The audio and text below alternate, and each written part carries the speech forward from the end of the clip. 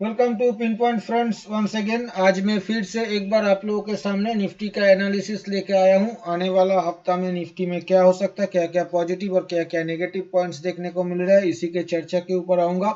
पर इससे पहले आप लोगों को मेरा यही रिक्वेस्ट है, आप लोग वीडियो को लाइक कीजिए, शेयर कीजिए और चैनल को जरूर सब्सक्राइब कीजिए। फ्रेंड्स, पिछले हफ्ता मैंने आप लोगों के साथ जो चर्चा करके गया था, उसके ऊपर तो बहुत सारे ट्रेड इस हफ्ता मिला है। 4 दिन का हफ्ता था, फिर भी 4-5 ट्रेड मिला होगा। जैसे कि पहले तो ऊपर में 18,180 का रेजिस्टेंस दिया हुआ था, वहाँ पे सेल ऑन राइज में अच्छा खासा पैसा बना होगा। उसके बाद दो स्टॉप लॉस भी ट्रिगर हुआ होगा, एक 17,900 और दूसरा 17,750 के आसपास। जो बाय ऑन डिप्स का स्ट्रेटेजी था, वहाँ पे स्टॉप लॉस जरूर ट्रिगर हुआ होगा। उसके बाद एक 17,750 के नीचे ब्रेकडाउन सेल पे अच्छा खासा पैसा बना है। और फाइनली आज के डेट में जो तीसरा सपोर्ट लेवल दिया हुआ था 17,550, वहाँ पे अगर किसी ने बाई किया हुआ होगा तो इंटरडे में ही 80-90 पॉइंट का बाउंस मिल गया। हाँ, पहले वो लेवल को काट के नीचे 40-50 पॉइंट गया था जरूर, पर ऊपर में बाउंस भी ये दिखा दिया। तो 4-5 ट्रेड में से 2-3 पैसा बना हुआ है और दो में स्टॉप लॉस ट्रिगर हुआ है। मोटा मोटा ऐसा ही बीता इस हफ्ता।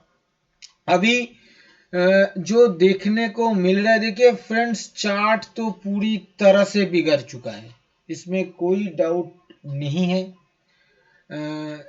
मैं एक एक करके एक्सप्लेन कर रहा हूँ। जैसे कि देखिए, जो अप ट्रेंड लाइन था, medium term up trend line, price उसके नीचे काफ़ी पहले चला गया था, उसके नीचे ट्रेड भी कर रहा है। तो यहाँ पे कोई पॉजिटिव कुछ भी देखने को नहीं मिल रहा है। जहाँ तक डाउन ट्रेंड लाइन का सवाल है, जो short term down trend line था, प्राइस उसको नेगोशिएट करने का कोशिश किया था जरूर, पर उसके ऊपर एक भी क्लोजिंग नहीं आया। सिर्फ एक दिन उसके ऊपर जाके ट्रेड किया था, एक कैंडल बनाया था, पर वो भी रेड कैंडल था और क्लोजिंग उस लाइन के नीचे ही आया था। तो उस लाइन को नेगोशिएट कर नहीं पाया और उसके बाद पिछले 2 दिन में, आज और कल के दिन में, अच्छा खासा गिरावट देखने को मिला बाजार में। तो ये वी नेगेटिव है। इसके साथ साथ फ्रेंड्स, अगर मूविंग एवरेजेस सेटअप के जरिए देखा जाए तो ये 20 सिंपल मूविंग एवरेज को तो नेगोशिएट किया था 2-1 दिन के लिए, पर 50 सिंपल मूविंग एवरेज को रिटेस्ट नहीं किया और गिर गया वहां से प्राइस। अभी तो 200 सिंपल मूविंग एवरेज भी नजदीक आ चुका है। 200 सिंपल मूविंग एवरेज 17,290 के आसपास है और आज निफ्टी का लो 17,490 के आसपास बना हुआ है। तो 200 पॉइंट का दूरिया है 200 सिंपल मूविंग एवरेज से। हो सकता है कि ये आने वाला हफ्ता में आराम से इसे एक बार टेस्ट भी कर सकता है। पर देखिए, मैं आप लोगों को अभी जो बताऊंगा वो थोड़ा सा कॉन्ट्राडिक्टरी हो सकता है। मैं ऊपर में आप लोगों को 18,500-600 के लेवल से बता रहा था कि ये ब्रेकआउट फॉल्स हो रहा है, ये सही नहीं है, प्राइस नीचे करेक्ट कर सकता है। पर यहाँ पे एक बात मैं आप लोगों को बताना चाहूंगा कि निफ्टी का टॉप लगा है 1 दिसंबर 2022 में 18,900 के आसपास, और अभी निफ्टी ट्रेड कर रहा है 17,600 पे, करीब 1,300 पॉइंट नीचे, 6-7% नीचे। वो भी 2 महीना बीत गया है। फ्रेंड्स, अगर अगर कोई सीरियस टॉप बना है तो 2 महीना प्राइस इस तरह का बिहेवियर नहीं कर सकता। क्यों नहीं कर सकता? क्योंकि पिछले 2021 अक्टूबर से मान लीजिए ये टॉप काटा है नवंबर में 2022 में आके, तो एक साल का डिस्ट्रीब्यूशन तो बाजार में हुआ था, उसके बाद एक फेक ब्रेकआउट हुआ था, और वो होने के बाद प्राइस जब करेक्ट करने पे आएगा, यहाँ पे सीधा सीधा मेरे ख्याल से जिस महीना में टॉप लगता है उसी महीना में ही 20 simple moving average monthly 20 simple moving average को काट देना चाहिए प्राइस को, तभी जाके कंफर्म करेगा प्राइस की ये ऊपर में सिग्निफिकेंट टॉप बन चुका है। पर अभी भी ऐसा कोई सिग्नल हमें देखने को नहीं मिल रहा है। 2 महीना बीत गया है। हाँ, इस बात पे कोई शक का गुंजाइश नहीं, कोई डाउट नहीं है कि प्राइस ऊपर से आहिस्ता आहिस्ता नीचे आ रहा है। पर फ्रेंड्स, ये मेरे हिसाब से, मैं देखिए आज से एक हफ्ता पहले तक भी ये उम्मीद लगा के बैठा था कि शायद प्राइस एक अच्छा खासा करेक्शन दिखा दे, पर वो नहीं दिखा रहा है। आप कहोगे कि आज पिंटू दा इतना भारी भक्कम करेक्शन के बाद भी आप ये कह रहे हो, ये कोई करेक्शन है ही नहीं फ्रेंड्स। 200-250 पॉइंट निफ्टी गिर रहा है, वो भी 18,000 वाला इंडेक्स, 1.5% का करेक्शन हो रहा है। ये कोई मेजर करेक्शन है? मेरे ख्याल से तो नहीं है। ये एक सिंपल करेक्शन ही हमें नजर आ रहा है, और क्यों आ रहा है मैं उसका भी थोड़ा बहुत एक्सप्लेनेशन देने का कोशिश करूंगा। पर इस बात को ध्यान में रखिएगा, बाद में ऐसा मत कहिएगा कि आपने तो बोल दिया था कि अभी नीचे नहीं जाएगा। ऐसा नहीं, प्राइस कुछ भी कर सकता है, प्राइस नीचे जा सकता है। मेरा काम इतना है प्राइस का कैरेक्टर को एनालिसिस करना।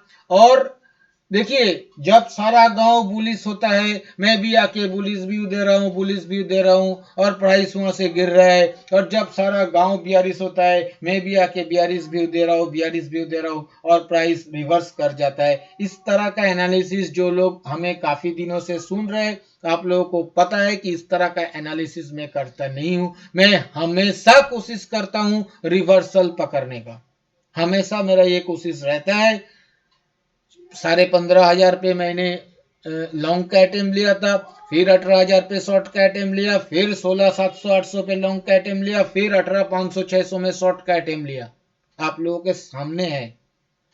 हर बार मैं सही हो जाऊंगा ऐसा भी नहीं है, मैं एक आधा बार गलत भी पढ़ सकता हूं। पर अभी आज के डेट में प्राइस का बिहेवियर देख के हमें ऐसा लग रहा है कि शायद एक इंटरमीडिएट बॉटम के बहुत नजदीक हम है।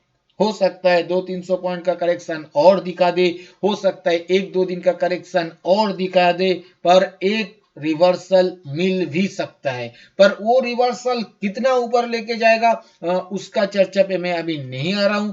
इसलिए नहीं आ रहा हूं क्योंकि वो जब ये रिवर्सल पेंट होगा, उसका कैरेक्टर देखने के बाद ही हम लोगों को पता चलेगा कि ये रिवर्सल का कैरेक्टर क्या है, ये कितना ऊपर जा सकता है। और अब मैं अभी भी ये कह रहा हूं कि रिवर्सल का कोई सिग्नल नहीं है, कोई भी सिग्नल नहीं है अभी तक। ये सिर्फ एक हाइपोथेटिकल मेरा एक कैलकुलेशन है कि शायद हम लोग एक बॉटम के नजदीक है। जैसे ऊपर में 18,600 में कोई भी रिवर्सल का सिग्नल नहीं था, मेरा हाइपोथेटिकल एनालिसिस ही ये था कि वहां से हम लोग घूम सकता है, और हम घूम गए। तो किस किस चीज को देख के मैं ये कह रहा हूं, मैं थोड़ा उसका भी बयान एक बार कर देता हूं। देखिए, ये जो लास्ट अप स्विंग बाजार में देखने को मिला था 16,747 से ऊपर में 18,887, इसका 50% रिट्रेसमेंट लेवल था 17,817, जहां से प्राइस बार बार सपोर्ट लेके ऊपर की तरफ गया, एक रेंज बनाया, फाइनली उस रेंज को काटा। पर आज कहां आके रुका? 61.8% गोल्डन रिट्रेसमेंट लेवल खड़ा है 17,564 17,564 और प्राइस उससे 50-60 पॉइंट जरूर नीचे गया था, मैं इनकार नहीं कर रहा हूं, पर वहां से बाउंस दिखाने के बाद ये आके उस लेवल से 40 पॉइंट ऊपर आके क्लोज करके गया। मतलब कम से कम आज के डेट के लिए मैं ये मान सकता हूं एक बार कि प्राइस लास्ट अपस्विंग का 61.8% रिट्रेसमेंट लेवल को रेस्पेक्ट किया है एक बार के लिए। कम से कम आगे टूट देगा तो आगे व्यू भी चेंज करना पड़ेगा, पर अभी मैं इसको एक बार मान सकता हूं। तो ये एक हमें पॉजिटिव लग रहा है। दूसरा एक पॉजिटिव मैं इंडिकेटर में दिखाने का कोशिश करूंगा। मैं एक बार इंडिकेटर पे आ रहा हूं। देखिए दूसरा जो पॉजिटिव, पहले तो एमएसीडी में फिर से डेथ क्रॉसओवर हो गया फ्रेंड्स, पर एमएसीडी लाइन फॉलिंग है, सिग्नल लाइन अपवर्ड है। इस चीज को गौर से देखिएगा, नजरअंदाज मत कीजिएगा, सिग्नल लाइन ऊपर की तरफ है। दूसरा जो आरएसआई में आरएसआई 40 के नीचे फिसल गया है, जरूर गया है, पर आरएसआई में एक पॉजिटिव डाइवर्जेंस देखने को मिल रहा है। पिछला लो से ये लो कम से कम 250 पॉइंट नीचे बना, पर आरएसआई पिछला लो को नहीं काटा है। मैंने एरो के सहारे प्राइस को और आरएसआई को मार्क किया है, आप लोग देख सकते हो।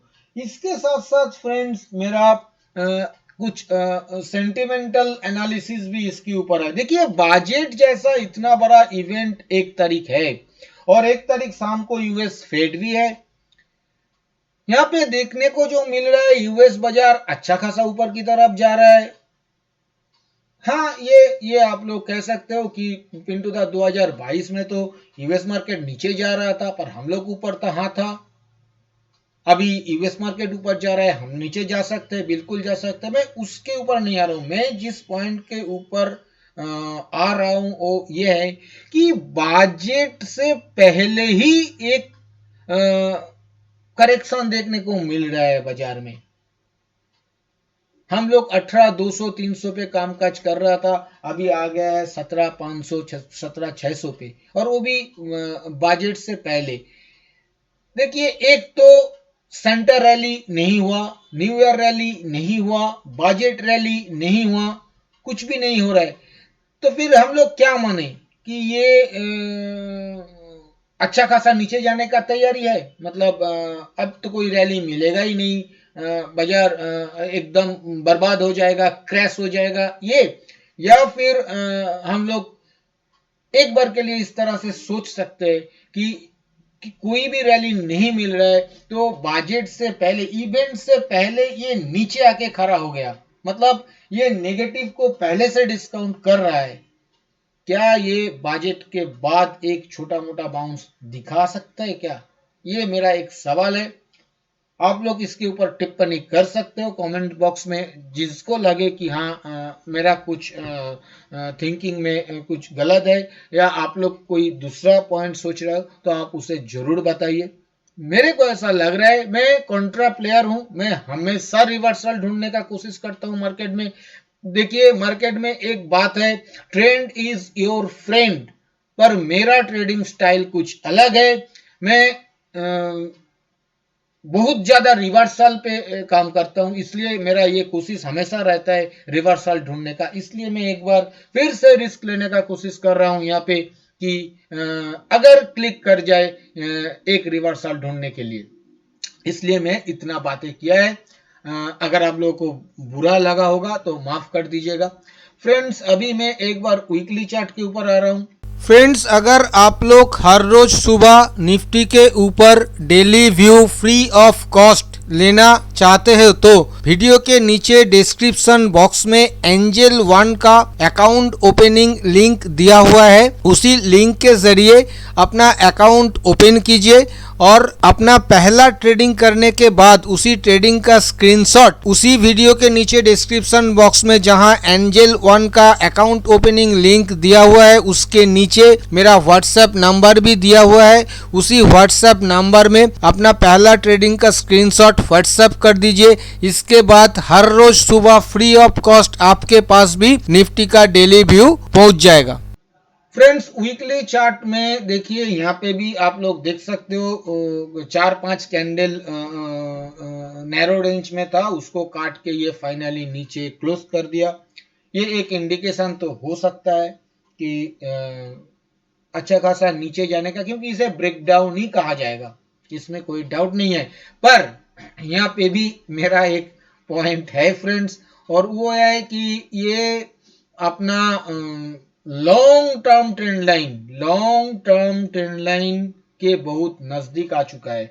जहां पे 200 सिंपल मूविंग एवरेज डेली पे खड़ा है 17,300, वहां पे ही लॉन्ग टर्म ट्रेंड लाइन, और वो ट्रेंड लाइन 2020 का लो, और ये जो 2021 वाला जो लो है 15,200 वाला, वो लो दोनों कनेक्ट करके ट्रेंड लाइन ड्रॉ किया गया है। उसके हम लोग बहुत नजदीक है, वो 17,300 पे आ रहा है, प्राइस 17,600 पे है। इसलिए मैं कह रहा हूँ इतना बड़ा लॉन्ग टर्म ट्रेंड लाइन एक ही झटके में उड़ जाएगा, तब तो ये मानना पड़ेगा कि खेल खत्म हो चुका है ऊपर का। और जब तक बचा हुआ है एक बार तो रिवर्सल भी ढूंढना चाहिए, तो इसीलिए मेरा ये कोशिश है। पर टेक्निकली मैं ये नहीं कह रहा हूं, ये एब्सोल्युटली एक मतलब हाइपोथेटिकल है, सेंटिमेंटल है। टेक्निकली फ्रेंड्स कोई भी बुलिश सिग्नल बाजार पे नहीं है, बार बार ये कह रहा हूं। जहां तक मूविंग एवरेज सेटअप का बात है, मूविंग एवरेज तो 20 simple moving average weekly chart के ऊपर सपोर्ट लिया जा रहा था, उसे काट दिया है। अभी 50 सिंपल मूविंग एवरेज 17,250 के आसपास खड़ा है, देखना पड़ेगा उसे सपोर्ट ले रहा है कि नहीं ले रहा है। जहां तक वीकली इंडिकेटर का सवाल है फ्रेंड्स, वीकली इंडिकेटर में एमएसीडी में डेथ क्रॉसओवर पहले ही बन चुका था। अभी एमएसीडी लाइन सिग्नल लाइन दोनों फॉलिंग हो चुका है। वीकली आरएसआई भी 50 के नीचे फिसल के अभी 47.95 पे खड़ा है, तो वीकली इंडिकेटर अच्छा शेप में नहीं है, इस बात को ध्यान में रखना पड़ेगा। इसके साथ साथ फ्रेंड्स मैं एक बार ऑप्शन चेन के ऊपर आ रहा हूं फ्रेंड्स। ये मैंने आप लोगों के सामने आने वाला हफ्ता का ऑप्शन चेन आप लोगों के सामने मैंने ओपन किया है। ये निफ्टी का जो क्लोज आया है वो है आपका 17,604, मोटा मोटा 17,600 एट द मनी मान लेते हैं। और वहाँ पे जो देखने को मिल रहा है फिलहाल 17,600 के अगर कॉल में दिखा जाए तो 34,000 वाई एडिशन देखने को मिल रहा है।